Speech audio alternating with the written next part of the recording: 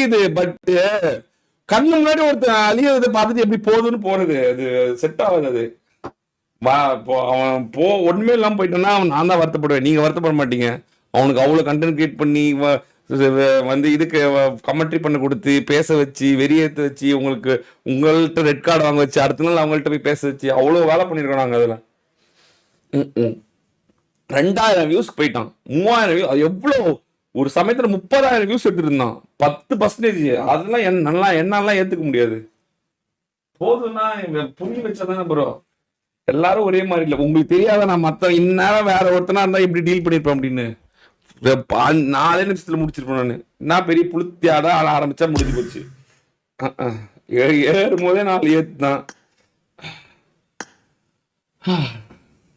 சரி case, all the best case, பாப்போம்.